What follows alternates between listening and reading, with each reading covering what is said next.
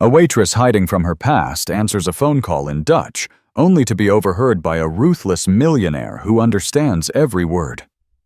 "You have no right," she tells him, her voice filled with rage. But what did he do when she refused his shocking offer?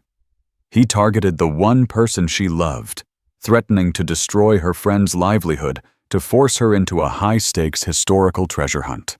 He thought he could buy her brilliant mind, but never imagined the secret he was chasing was tangled in the very tragedy she was running from.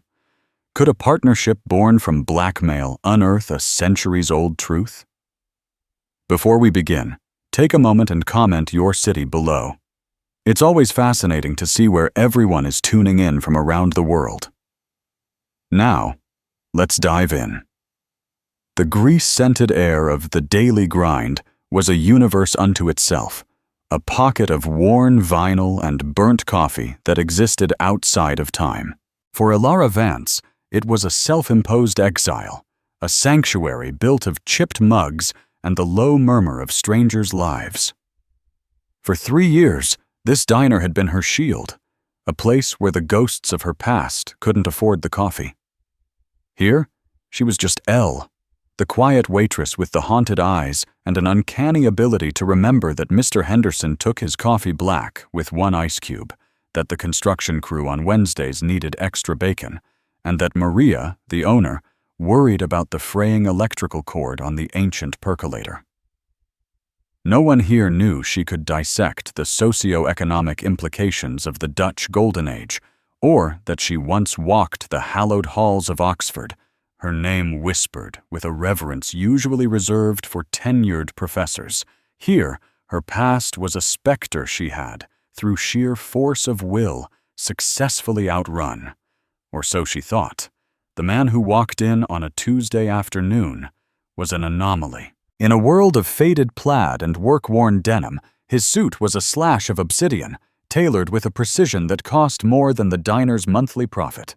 He moved with an unnerving economy of motion, his presence sucking the ambient warmth out of the room. He didn't look at the menu board with its peeling letters. He didn't seem to notice the sticky patch on the table where syrup had met its valiant end. His gaze was sharp, analytical, sweeping across the room like a hawk surveying its territory before it landed, with unsettling stillness, on Ilara. He was Julian Thorne, though she didn't know his name yet. A man who didn't enter rooms but conquered them, a titan of industry whose face graced the covers of magazines she used to line her cat's litter box with.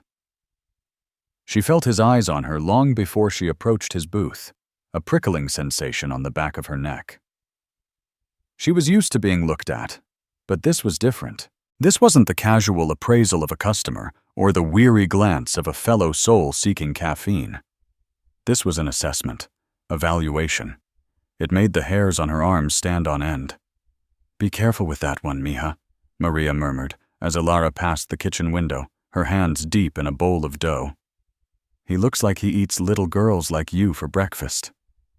Ilara offered a weak, fleeting smile and approached his booth, her notepad a familiar weight in her hand, a flimsy shield against his unnerving focus.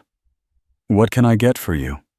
Her voice was practiced, a monotone of professional indifference that had taken her months to perfect. "Coffee. Black," he said, his voice a low baritone that seemed to vibrate in the air. He didn't look at her, his attention fixed on the salt shaker, which he spun with a slow, deliberate finger. The motion was hypnotic, controlled, and deeply unsettling. Ilara nodded, her pen hovering over the pad out of sheer habit. As she turned to leave, her phone buzzed in her apron pocket. It wasn't the cheap smartphone she used for emergencies. It was an old, battered flip phone, a relic she kept for one reason only, its battery holding a charge for weeks at a time. Her heart hammered against her ribs, a frantic bird beating against a cage. Only one person ever called this number. The single contact was listed as Elle. She glanced at Maria, who, despite her earlier warning, gave her a slight, understanding nod.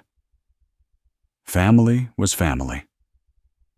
Stepping away from the tables, into a small alcove near the restrooms that smelled faintly of bleach, Ilara flipped the phone open, her back to the room. "Lisbeth?" she whispered, the name a key turning a lock deep inside her, releasing a flood of memories she fought to keep at bay. The scent of tulips and canal water, the weight of ancient books, the sound of a kind laugh. The voice on the other end was frail, crackling with the static of an international call and the fragility of age. It spoke in the soft, melodic cadence of Dutch, a language that felt both foreign and intimately familiar on her tongue. "Lief schat, Ilara, ben je daar?" "My dear. Ilara, are you there?" Instinct, buried under 3 years of denial and grief, took over. Ilara's posture straightened, the tired slump of the waitress vanishing, replaced by the innate poise of a scholar. The weariness in her face softened, replaced by a deep, aching tenderness. Her response flowed out, fluent and aching with a history Julian Thorne couldn't possibly understand. "Ja, ik ben hier, Lisbeth. Hoe gaat het met u? Is alles in orde?" "Yes, I'm here, Lisbeth. How are you? Is everything all right?" The conversation was brief, a delicate dance of concern and reassurance. Lisbeth was Johann's elderly mother. She spoke of the changing seasons in Amsterdam, of a neighbor's new puppy. She didn't ask about Oxford, about the thesis, about the life Ilara had abandoned. She asked if Ilara was eating enough, if she was warm, if she was happy. They were the gentle, probing questions of a woman who knew she was treading on sacred, sorrowful ground. Ilara, in turn, deflected with the practiced ease of a long-term fugitive. She spoke of her quiet life, her simple job, careful vagueness that was its own kind of lie. Every word was a ghost, a reminder of a life she had torched to the ground. When she hung up, the silence of the diner felt deafening. She leaned her head against the cool wall, taking a deep, shuddering breath, willing the mask of L to settle back over her features. When she turned, composed once more, she found Julian Thorne's eyes fixed on her. The salt shaker was still. His gaze wasn't just curious anymore, it was predatory. He had been listening. He had understood. A chill, entirely separate from the alcove's draft, snaked down her spine. She walked back to the counter, her movements stiff. She poured his coffee, her hand trembling almost imperceptibly, the dark liquid sloshing against the rim of the heavy ceramic mug. She placed a napkin down on the table with deliberate care and set the mug down on top of it with a soft clink. "Will that be all?" she asked, her voice tight, the waitress monotone now strained. "No," he said, his eyes never leaving hers, their dark intensity pinning her in place. "I need to see you, after your shift." It wasn't a question. It was a command, delivered with the casual authority of a man who had never been denied anything in his life. The shiver of dread intensified, morphing into pure, cold fear. The ghost she had been running from hadn't just caught up. It was wearing a $1,000 suit and drinking coffee in her sanctuary.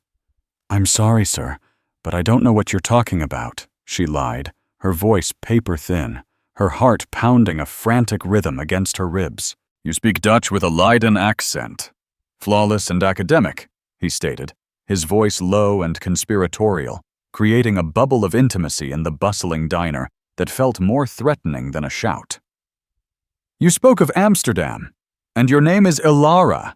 Ilara Vance, to be exact. Doctoral Fellow, Oxford University, Balliol College. Specialization, 17th century Dutch maritime history. Thesis, Whispers in the Vellum, uncovering suppressed narratives in the archives of the Dutch East India Company. You disappeared from the academic world 3 years and 2 months ago, right after the death of your mentor and, according to the university gossip mill, your lover, Professor Johan van der Wiel." Each word was a nail hammered into the coffin of her carefully constructed anonymity. The air left her lungs in a painful rush. The diner, her shield, suddenly felt like a cage made of glass, and this man held the hammer. He had not just seen through her disguise. He had dissected it with the cold precision of a surgeon, laying bare every nerve she had tried to numb. "My shift ends at 5, she heard herself say, the words tasting like ash and surrender. "I'll meet you outside." The escape she had built with her own 2 hands had crumbled to dust in under 10 minutes. Her past, in the form of a relentless, impossibly well-informed millionaire, was demanding a reckoning. The 5 o'clock sun cast long, accusatory shadows as Alara stepped out of the diner's back door. The alley smelled of stale beer, wet cardboard, and regret, a fitting backdrop for the conversation she knew was coming. Julian Thorne was leaning against a black sedan that was so clean it seemed to repel the city's grime. He hadn't been waiting long. He had the air of a man for whom time bent to his will. "How?" was the only word she could manage, the question encompassing everything from his knowledge of her thesis to his presence in this specific, forgotten corner of the city. "My resources are considerable, Ms. Vance," he said, pushing off the car. His movements were fluid, powerful. "When something piques my interest, I tend to be thorough. A woman with your credentials, your intellect, serving greasy eggs in a place like this, it's a loose thread in the fabric of the world. I dislike loose threads. So you pull on them until everything unravels?" "What do you want from me?" she asked, crossing her arms, a futile attempt to shield herself from his penetrating gaze. "I'm not here to expose you. I'm here to hire you." He gestured to the car door, which he opened for her. It was a gesture of courtesy that felt like a trap. "Get in. I'll explain." Against every screaming instinct, against every fiber of her being that told her to run, she complied. The need to understand how her world had been so completely infiltrated overrode her fear. The car's interior was a silent, leather-scented world away from the diner. As it pulled smoothly into traffic, a silent driver at the wheel, Julian turned to her. "I'm looking for something," he began, his voice losing its predatory edge and taking on a tone of focused intensity. "Something that was lost, a piece of my family's history, a diary." Alara remained silent, her face a stone mask, revealing nothing. "It belonged to my ancestor, Eva van der Meer. She lived in Amsterdam in the mid-1600s. She was married to a prominent merchant, Peter van der Meer. But the story passed down through my family is incomplete. Damaging, even. She was accused of being a traitor, of selling her husband's shipping routes to a rival. The family was disgraced, their assets seized. They fled to the New World to start over, changing their name to Thorne." He paused, his gaze intense, searching her face for a reaction. "I don't believe it. The few fragments of her letters I have, the ones that survived, paint a picture of a fiercely intelligent, loyal woman. I believe the diary holds the truth. It could restore my family's name, not just in the eyes of the world, but in our own." The name Eva van der Meer sent a jolt through Alara, a phantom echo from her past life. She was a figure of some debate in Golden Age historiography, a footnote in a larger economic scandal. "That's a historical curiosity, Mr. Thorne, a passion project. Hire a genealogist, a historian." "I have," he retorted, a flicker of irritation in his eyes. "I've hired the best. Teams from The Hague, from Cambridge. They've all failed. The trail goes cold every time. They look for a book. They check manifests, library catalogs, auction records. They are looking for an object. But you," he leaned forward slightly. "I've read your thesis, Ms. Vance, twice. You don't just study history, you resurrect it. You find the whispers between the lines, the stories of the people the official records forget. You understand that history is not a collection of facts, but of passions, secrets, and lies." His words were a poisoned balm, acknowledging the part of her she had tried to kill, the scholar Johann had seen in her, the woman she had once been so proud to be. "The answer is no," she said, her voice flat, devoid of the emotion churning within her. "That part of my life is over." "Why?" he pressed, his voice relentless. "Because of him? Johann van der Wiel?" The name was a physical blow. She flinched as if struck, turning to stare out the window, the city lights blurring into a meaningless smear through a sudden film of tears. "You don't know anything." "I know you were with him on a research trip in Amsterdam when he died," Julian said, his voice softening slightly, but losing none of its edge. "An accidental fall from a library ladder at the University of Amsterdam's Special Collections," the report said. "Tragic. A great mind, extinguished. You were the one who found him. You came back to Oxford, packed your bags, withdrew from your program, and vanished. It's not a difficult narrative to piece together, Ilara. You associate your work, your brilliance, with your grief. You're hiding in that diner, punishing yourself for surviving. You have no right," she choked out, hot tears of rage and sorrow spilling down her cheeks. "You have no right to dig up my life, to speak his name." "Rights are irrelevant. Results are what matter," he said coolly, the brief flicker of softness gone.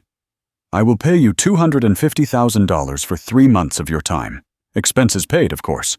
If you find the diary, I will double it. $500,000. The sum was staggering, life-altering. It was also a profound insult. He thought he could buy her pain, package her expertise like a commodity. He thought her soul had a price tag. "My answer is still no," she said, her jaw tight with a fury that burned away her tears. "Now please, let me out of this car." The car slowed to a smooth stop by the curb.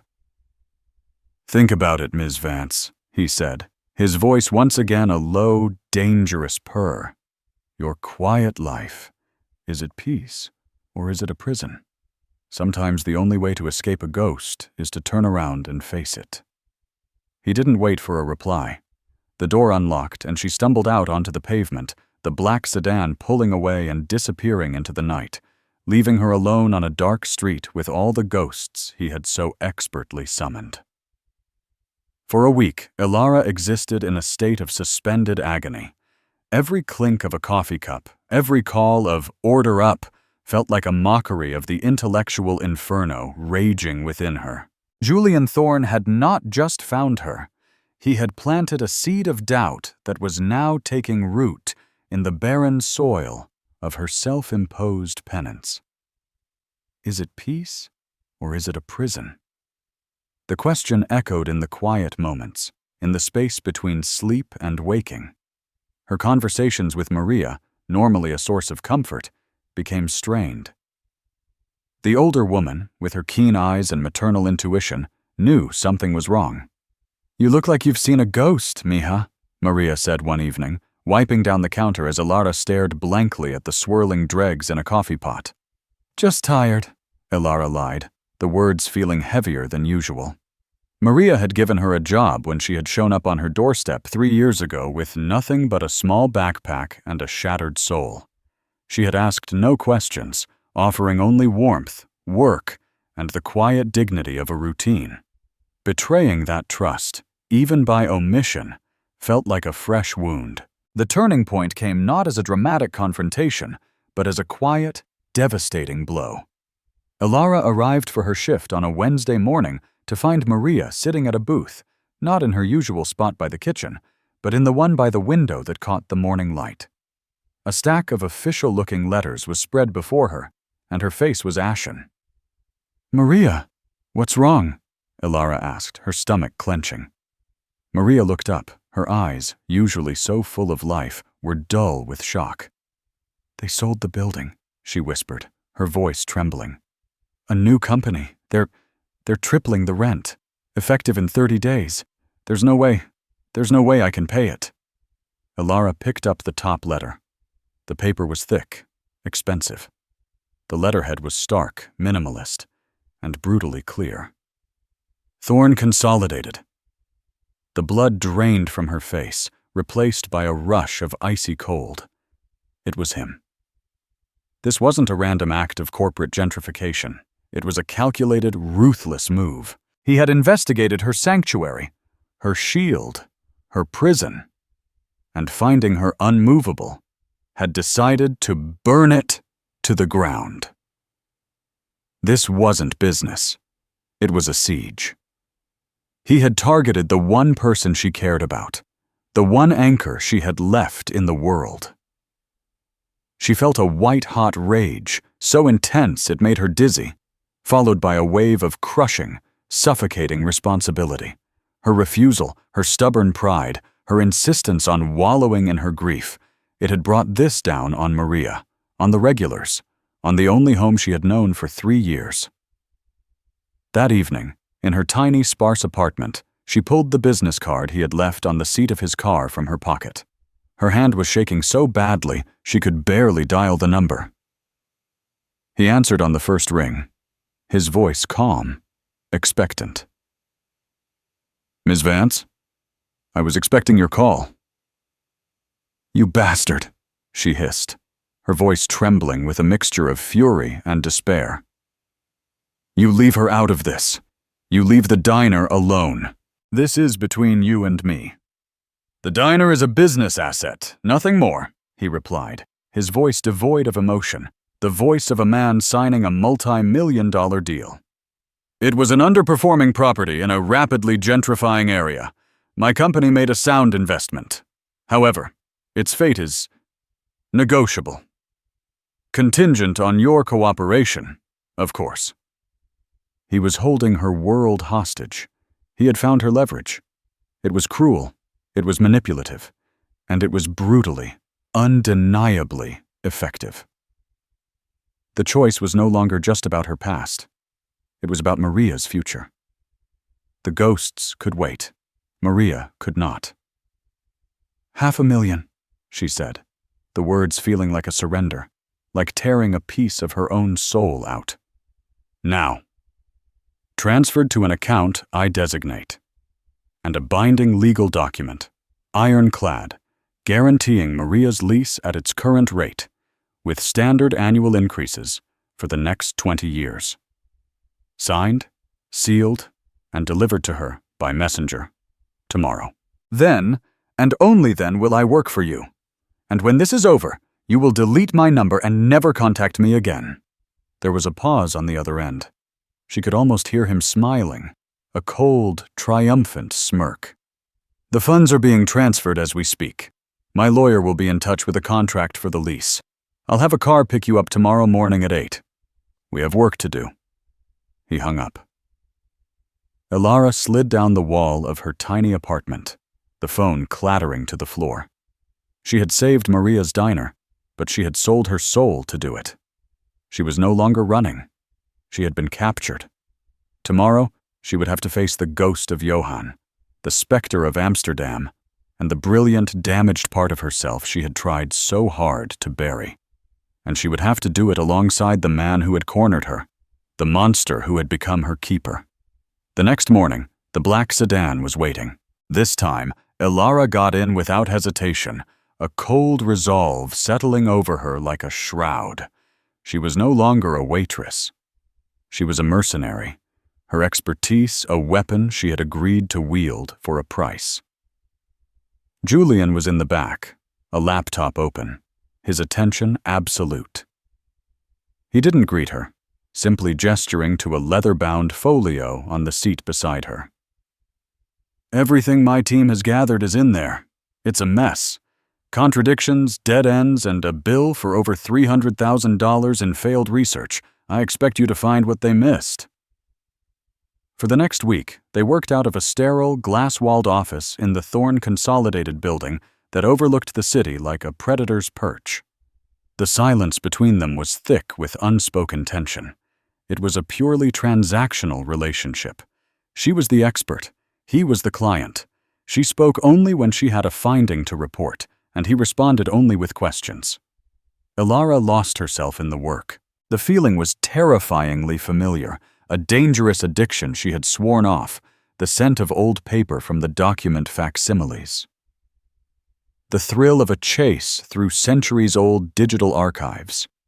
The satisfying click of a historical puzzle piece falling into place. It was a siren song she had resisted for years. Now, submerged in it, she felt a part of her brain flicker back to life, a dormant engine sputtering and then roaring to power. She dismissed his team's findings within the first day with a quiet, scathing contempt. They had been looking for Ava Vandermeer. Elara knew that was the wrong approach. A woman in the 17th century, especially one disgraced, would exist in the margins, in the records of the men around her. She would be a ghost in the machine of a patriarchal society. "You're looking for her," Elara said, breaking the silence on the third day, her voice raspy from disuse. "You need to be looking for him, her husband, Peter, and not his business records, his personal expenses, his correspondence, his charitable donations. A man whose wife has allegedly betrayed him and ruined his family's name. His life would be thrown into chaos. That chaos would leave a financial and social footprint." Julian looked up from his screen, a flicker of something, respect, in his dark eyes. He closed his laptop. "Show me." Together, they dove into digitized ledgers and letters. He was surprisingly quick, his mind sharp and analytical, cutting through data with the same ruthless efficiency he applied to his business. She was the historian, seeing the narrative, the human story behind the numbers. He was the strategist, seeing the patterns, the anomalies. For brief moments, the tension would recede, replaced by the pure, collaborative energy of two powerful minds focused on a single problem. She saw glimpses of the man behind the corporate armor. The frustration in the set of his jaw when a lead went cold. The genuine fascination when she explained the intricate social codes hidden in a seemingly simple turn of phrase in a letter. He was driven not just by pride, but by a deep, almost painful need to understand his ancestor, to connect with the woman whose portrait hung in his private study. A woman with the same determined jawline and intelligent eyes as the man sitting across from her. The breakthrough came from a place no one had thought to look. The records of the Amsterdam Municipal Orphanage. Peter Vandermeer made a substantial anonymous donation a month after Ava's alleged betrayal. Elara murmured late one evening, her eyes wide as she stared at the screen, the city lights twinkling far below. Anonymity was rare for donations of that size. Men of his status wanted their piety known, to have their names carved above the door. Why would he hide it? "A guilty conscience?" Julian suggested, leaning over her shoulder to look at the screen.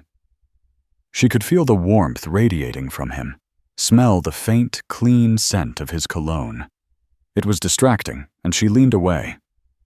"Or a secret," Elara countered, her heart starting to race with the thrill of the hunt. Something he needed to provide for, but couldn't acknowledge publicly. The trail led them to a series of smaller payments, funneled through the church, to a small village outside of Amsterdam. And then, the final piece of this particular puzzle, a baptismal record from the village church. A child, a boy named Adrian. No father listed. The mother's name, Ava Vandermeer.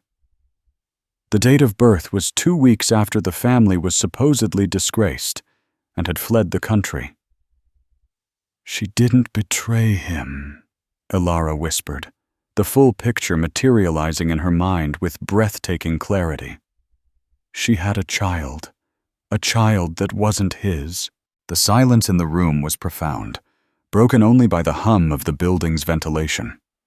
Julian stared at the screen, his face pale. The family disgrace wasn't about treason. It was about infidelity. Or, was it? "This doesn't make sense," Julian said, shaking his head and moving to the window to stare out at the city.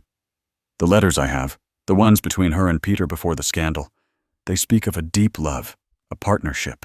It doesn't track." "Then the story is more complex," Elara insisted, her mind on fire. She was protecting someone. Maybe the child's father was a political liability, someone powerful, someone dangerous. The treason story. It was a cover, a brilliant, elaborate lie agreed upon to hide a truth that was even more scandalous. The diary is the only thing that will tell us for sure. But the trail of the diary itself was cold. They knew it existed, but it had vanished along with Eva. It felt like they had hit a brick wall. It was Alara who connected it to her own past, a connection that made her feel physically ill. She was cross-referencing names from Eva's known social circle with academic databases when a familiar name appeared. Professor Martin de Vries, a contemporary and bitter rival of her own mentor, Johan. De Vries had published a minor little red paper years ago on the economic impact of the Vandermeer scandal, citing a private collection in Amsterdam as his primary source. "I know this man," Alara said, a knot of ice forming in her stomach. He and Johan, they were not friends. De Vries was a vulture. He built his career on the scraps of other people's work, a plagiarist of ideas. "Where is he now?" Julian asked, his voice urgent, sensing the shift in her. "Amsterdam," Alara replied, the word hanging in the air like a death sentence. "He's the curator of a private, exclusive archive in Amsterdam." There was no escaping it. The ghost she had fled was no longer a phantom. It was a destination. The path to Eva's truth led directly through the heart of her own trauma. "We have to go," Julian said, his eyes meeting hers across the sterile office. There was no command in his voice now, only a shared, grim understanding. They were in this together. The hunt had led them to the one place on Earth she never wanted to see again. The flight to Amsterdam was a silent ordeal. Alara stared out at the endless expanse of clouds, her reflection a ghostly, superimposed image on the window, a pale woman suspended between a past she couldn't outrun and a future she couldn't imagine. Julian sat beside her, working on his laptop, but she could feel his awareness of her, a quiet, steady presence. He didn't offer platitudes or force conversation, a gesture of respect she found herself begrudgingly grateful for.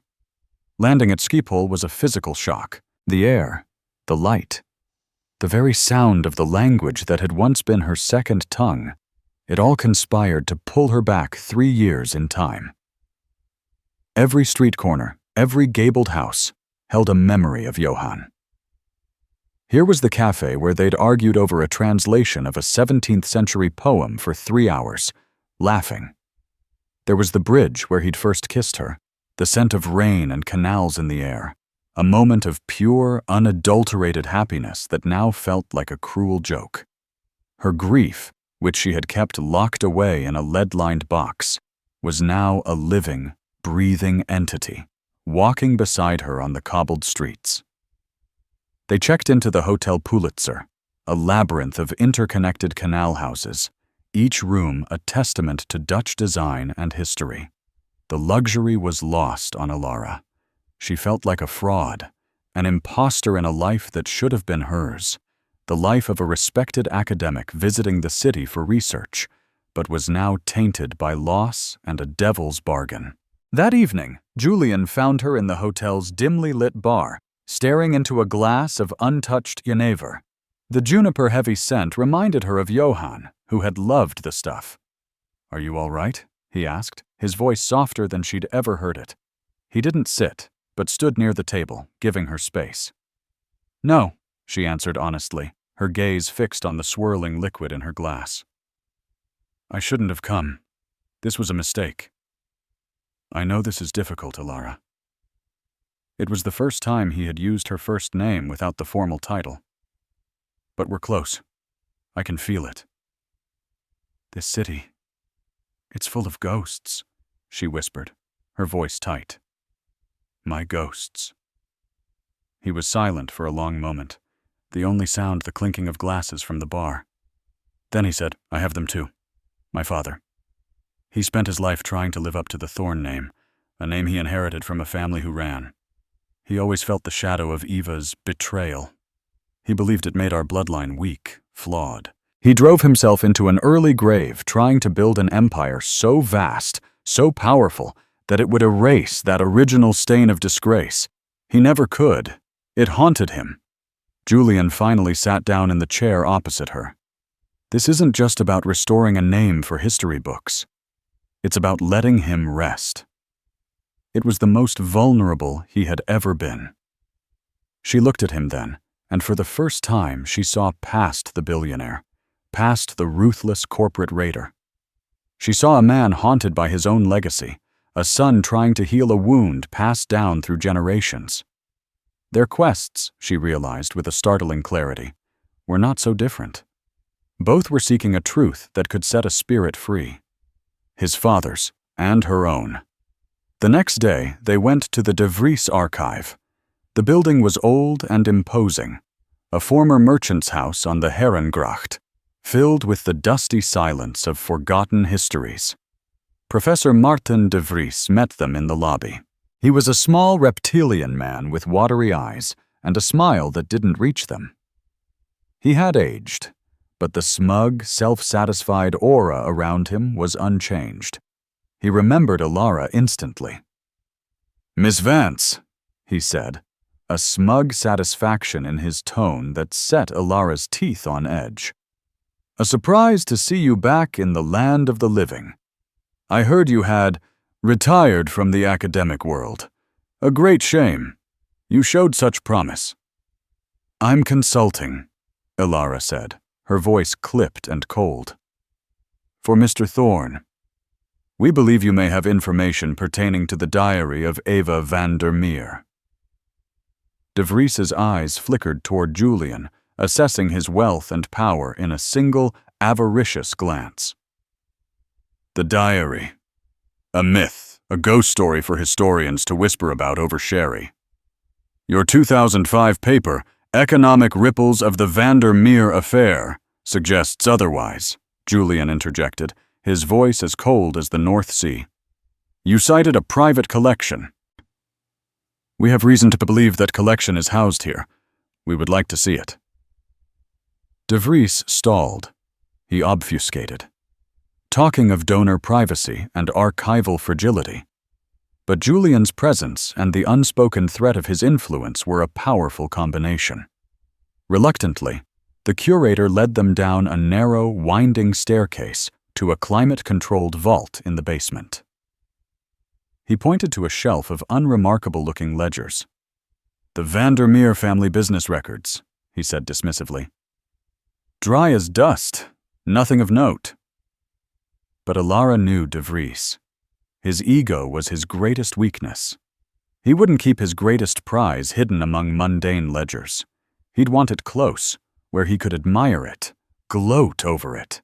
Her eyes scanned the room, landing on a small, illuminated, locked display case in the corner. Inside, on a plush velvet cushion, sat a single leather-bound book, its cover faded, its clasp made of tarnished silver.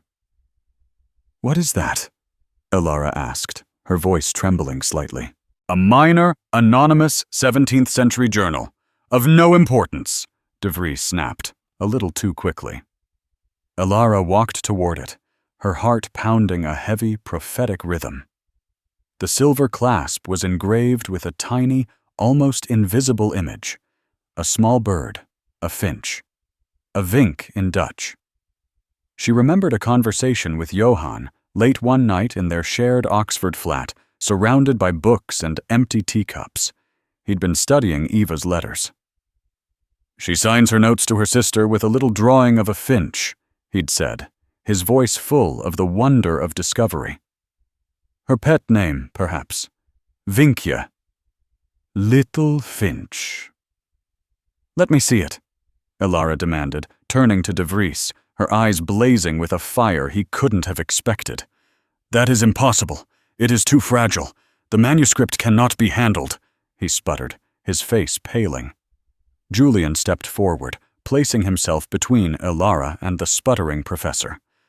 "Professor, you have two options. You can open that case, or I can make one phone call and have this entire archive, and your personal finances, audited and investigated for the last 20 years.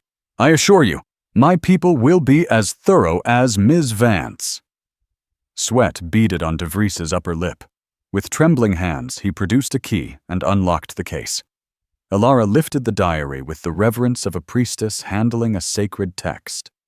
It felt warm, alive in her hands. She opened it. The script on the first page was elegant, faded, but unmistakably female. And the first line, written in a steady, determined hand, read, "My name is Eva van der Meer, and this is not a confession. It is a testament."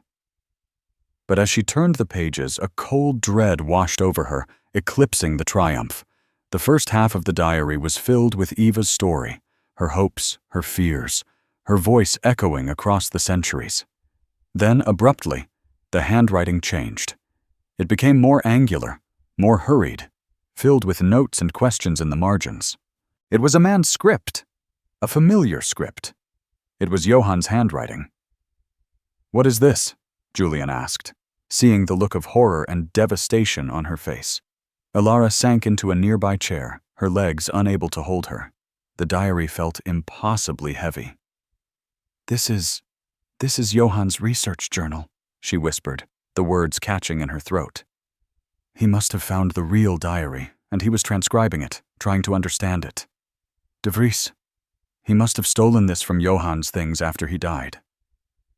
The vulture had not only stolen his research, he'd stolen the last piece of him. She looked at the last entry in Johann's hand. It was dated the day before his accident. The final piece is missing. She writes of a hiding place, a sanctuary known only to her and R. I don't know who R is.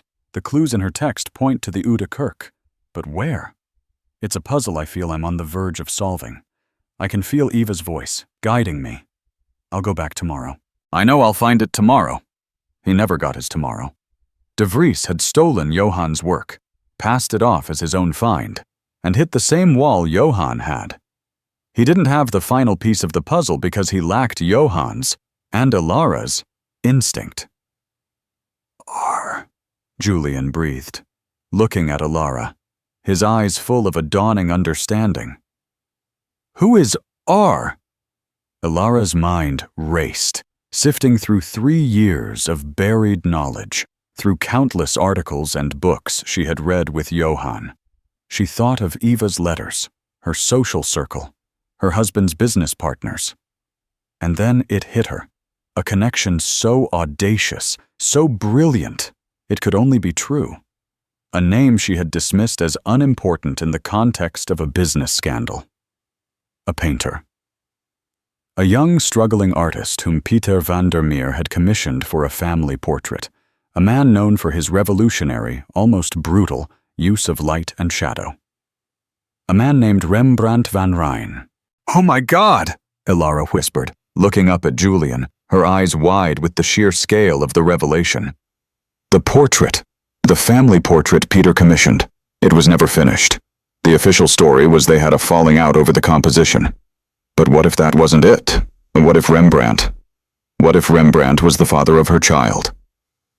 It was a staggering leap, but it made a terrifying, beautiful kind of sense. A world-famous artist and a prominent merchant's wife. A scandal that would have destroyed them both. The treason story was a brilliant, desperate lie to protect them. "Where is the portrait now?" Julian asked, his voice tight with anticipation. It was believed lost. But Johann... She could almost hear his excited voice in her ear. He was obsessed with Rembrandt's early, undocumented work. He believed many pieces were hiding in plain sight, misattributed. Alara's eyes met Julian's, a wild, impossible idea dawning. He believed Rembrandt sometimes hid secrets in his paintings, not just in the subject matter, but on the canvas itself, in the underdrawings. The final clue wasn't in a document. It was in a work of art. And Alara had a chilling suspicion of where Johann might have been looking for it. A place he had mentioned in his last conversation with her, a casual remark about a research query he'd sent, a small private museum in The Hague, known for its collection of misattributed Golden Age art, a place Johan had been planning to visit the week he died. The diary they held was not the real prize. It was a map, and Johan, her brilliant, beloved Johan, had drawn it for her from beyond the grave. The drive to The Hague was a blur of green countryside and gray sky. The world outside the car seemed unreal, a backdrop to the storm of revelation and grief in Alara's mind. Johan hadn't just died.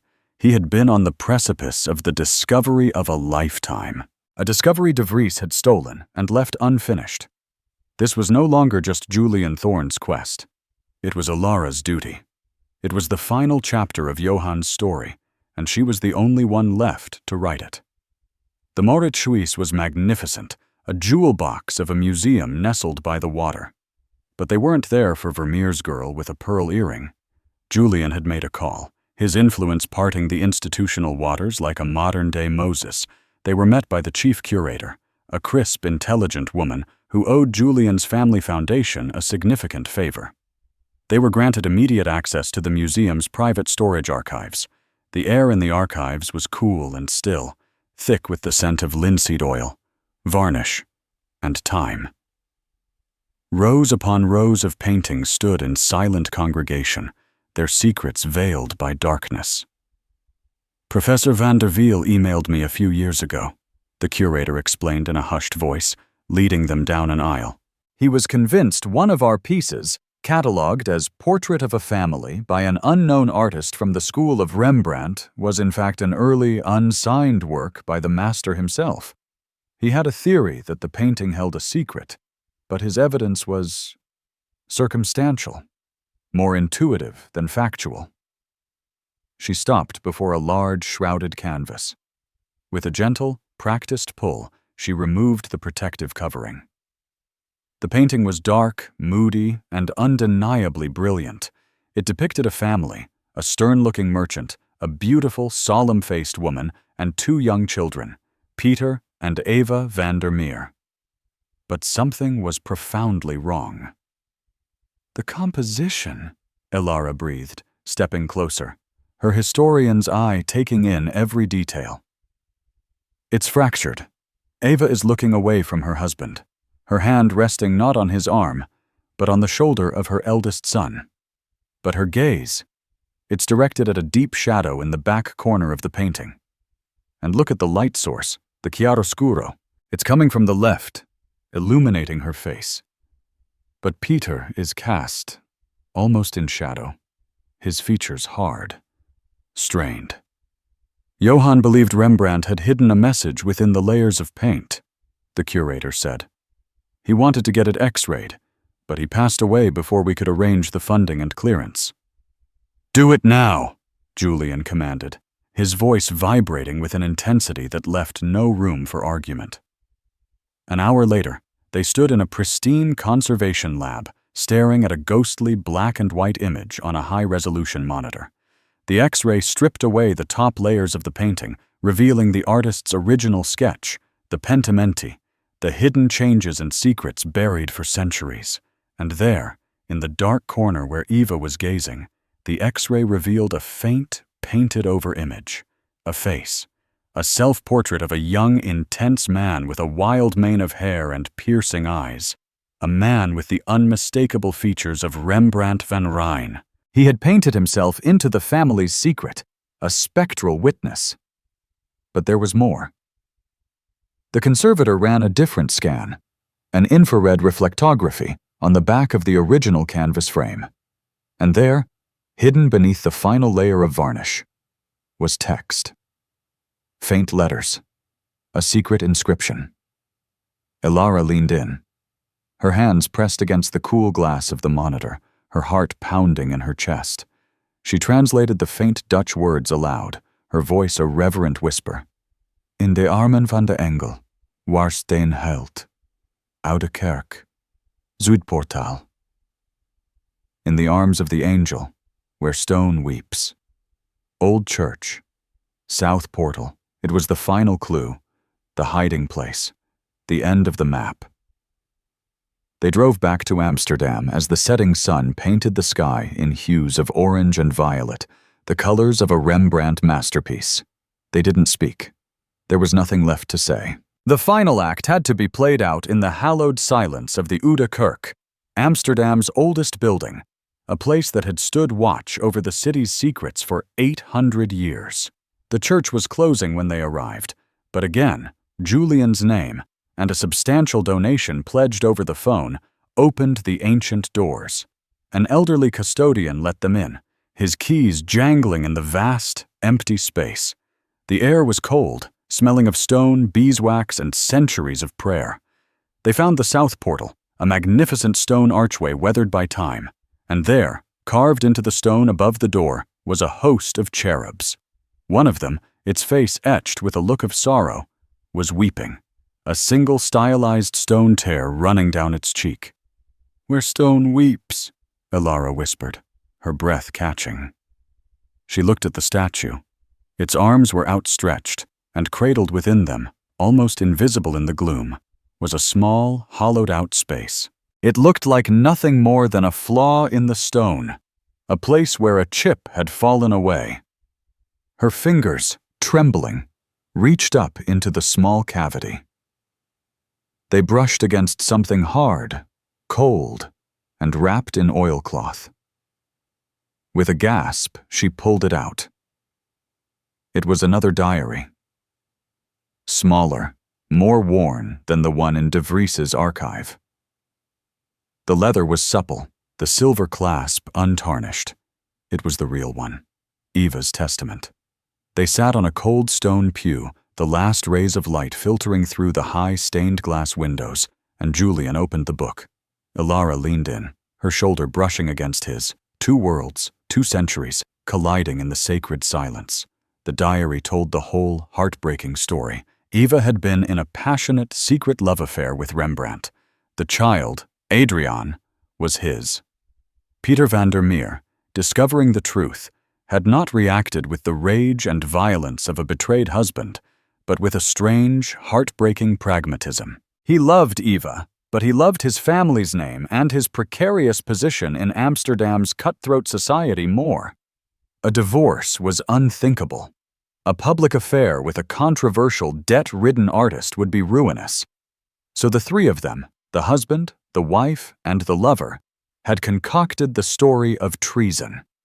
It was a grand, theatrical lie that allowed Eva and Rembrandt to protect their child, and allowed Peter to save his honor. Peter funded the boy's upbringing secretly.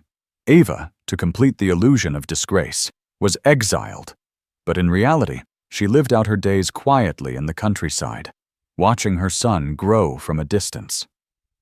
Rembrandt, heartbroken, poured his genius and his pain onto canvas after canvas, his art growing darker, deeper, and more profound. It wasn't a story of betrayal. It was a story of sacrifice, of a desperate, unconventional pact made in the name of love and honor. Julian read the final entry aloud, his voice thick with an emotion Elara had never thought him capable of. "They will call me a traitor," Eva had written in a clear, unwavering hand. "History will remember me as a stain on a good man's name. But I know the truth. I have saved my son. I have preserved the genius of the man I love, and I have honored the strange, fierce, and complicated loyalty of the man I married. Let them have their stories. This one is ours." Tears streamed down Julian's face, unchecked. He wasn't weeping for a long-dead ancestor.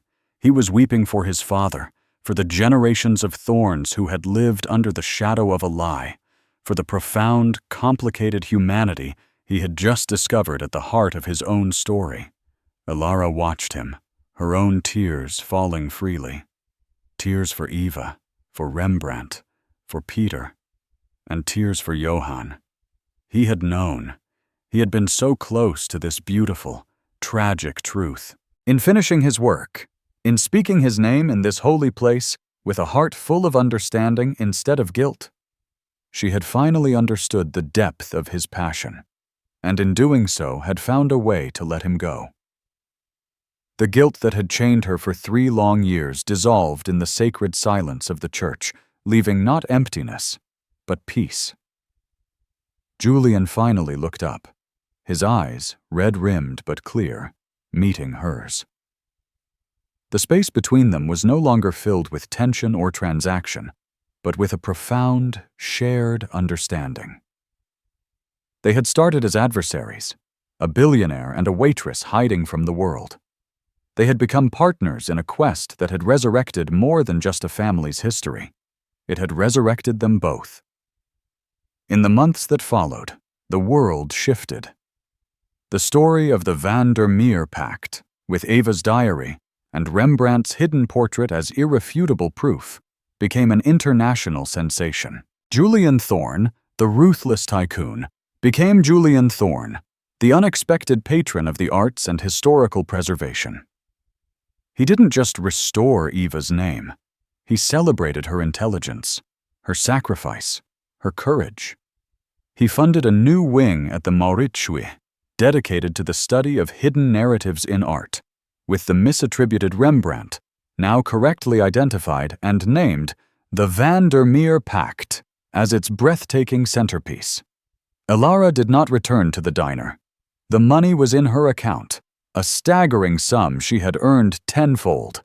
Maria's diner was safe, a beloved institution now secured for decades to come. Elara could have vanished again, found a new city, a new quiet life. But the fire that Julian had reignited, the passion for history that Johann had nurtured, was now a steady, burning flame that she had no desire to extinguish. She accepted the position as the first director of the new Thorne van der Wiel Institute for Historical Truth, headquartered in a beautifully restored canal house in Amsterdam. Her work was to fund and support scholars who, like her and Johann, looked for the whispers in the vellum, for the stories of the forgotten, for the truths hidden in the margins of the official record. One crisp autumn afternoon, she stood on a bridge overlooking the Brouwersgracht, the golden leaves swirling in the breeze. She was no longer hiding. Her posture was confident, her eyes clear and full of purpose. She was home, in a city that no longer felt haunted, but simply historic. She heard footsteps and turned to see Julian approaching, a soft, unfamiliar smile on his face. He stood beside her, their shoulders not quite touching, watching the lazy progress of a canal boat below. "Johann would have been proud of you," he said quietly. "He would have been proud of us," she corrected, a genuine smile gracing her lips, a smile that reached her eyes. "We found his truth." "And mine," he added. "Thank you, Elara." "Thank you, Julian." Their journey, born from a coerced contract and fueled by ambition and grief, had transformed into a partnership built on mutual respect and a shared, extraordinary experience. It wasn't a fairy tale romance, but something deeper, more real. A new beginning, earned through confronting the ghosts of the past. Elara looked from the ancient, gabled houses to the determined, complex man standing beside her, and then at her own reflection in the dark water of the canal. She saw a woman she finally recognized, a woman who had walked through the fire of her own making and had emerged not scorched, but forged. The choice she had made in that greasy spoon diner, a choice made under duress and rage, had led her here. It had saved her friend, honored her mentor, and ultimately liberated her own soul. It was a choice that had cost her the peace of her prison, but had given her the keys to her life. Faced with a choice that would shatter your carefully constructed peace to save someone you love, a choice that would force you to confront the very trauma that almost destroyed you, what would you have done? If this story of hidden history and personal redemption touched your heart, subscribe and leave a like. Let us know in the comments what you would do in Elara's place, and share this video with someone who needs a reminder that courage is about facing your own ghosts.